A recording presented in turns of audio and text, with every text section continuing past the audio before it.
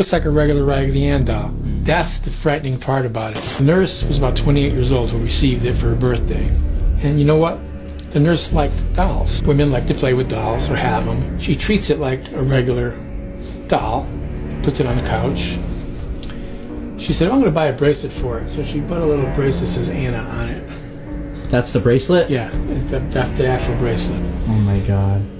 So, here's what really happened. She left it on the couch one day, comes home, the doll's now in the bedroom, lying on the bed. She goes, did you move the doll before we left? No, I didn't move the doll, Donna.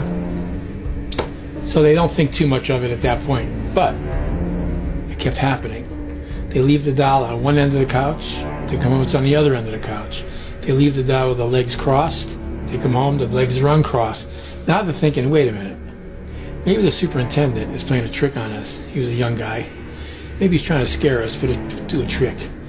So let's do something. Let's put tape on the bottom of the doorway, entranceway. Let's set the rug in just a way that we know if somebody walks in, it's going to move the rug. We'll know if somebody's been in this apartment. So they did that. They come home that night. When they left, the doll's legs were uncrossed on the couch. They come home that night. Nothing's been disturbed. Tape is still there. The rug was still fine.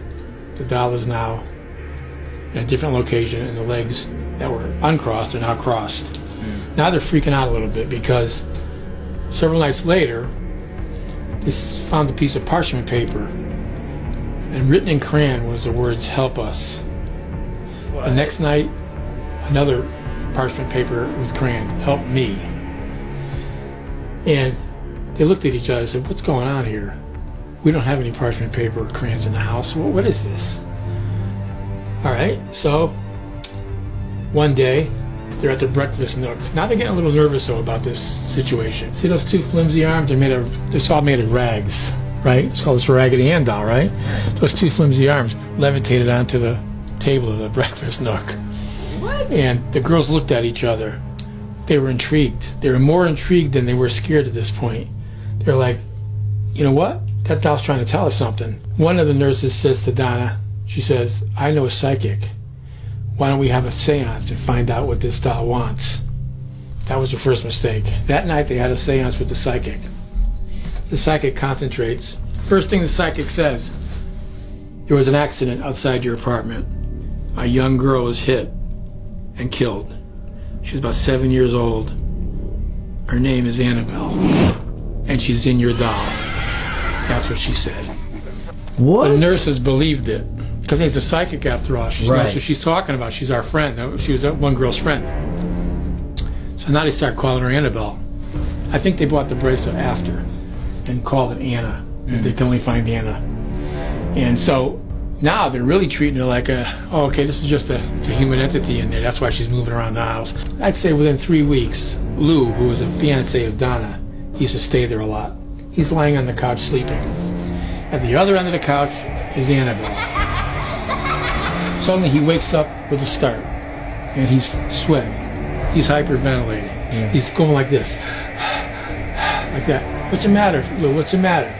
He says, that doll. I just had the worst nightmare in the world of that doll. He goes, I said, what? I had a dream, a nightmare that doll was crawling up my leg and then finally got to my neck and was strangling me to death. And then he takes the doll off the couch, picks it up, and throws it across the room and says, that's just a Raggedy Ann doll. That can't hurt anybody. Just like that. When he did that, that's when the slashes happened. He had 7 slashes, 4 on his chest and 3 on his stomach. It looked like someone took a scalpel and made slits through his t-shirt. This is something demonic, or this is something nefarious. They were thinking to themselves. They called Father Richard Nolan, an Episcopal priest in Hartford. So they call him. He says, I never dealt with that stuff before. I don't know what to tell you. But I know who can help you, Ed Warren. Oh, yes. The big guns. Yeah. Call the big boy. And he did. They called Ed Warren and Lorraine. They came out and interviewed the girls, just like you saw in the Conjuring movie. Mm-hmm. Yep. Interviewed the girls. And they said, well, we don't want that doll, Mr. Warren. And they said, don't worry. It doesn't belong to here anyway now. But what you told me, this thing's got evil vibrations, evil attached to it. And he took it home with him and put it in his case. But there's more to this story because People have been injured. People, we believe, have been killed by this doll. Once we put the doll in the case like this, we don't like to take it out. I think we've moved this doll maybe 3 times Ever? in 15 years. It was in this case back here. There's a case behind it. We'll show it to you in a minute. Okay. And Ed, that's a handwritten sign by Ed Warren. It says positively do not, and underneath it says do not open. We used to have it on the outside. Positively do not open. That's the actual case that was built so when he kept it here all the time. Yeah. Over here is one of the movie dolls. Oh yeah, is that from the prop, the real? Yeah, it's one of the screen used ones, but there's many of them. There's more than one. They used to, I don't know, maybe 7 or 8 of them. That's so cool. And they were in different iterations. In other words, some of the dolls' faces look a little more sinister. There's certain scenes you'd have to break it down and look close.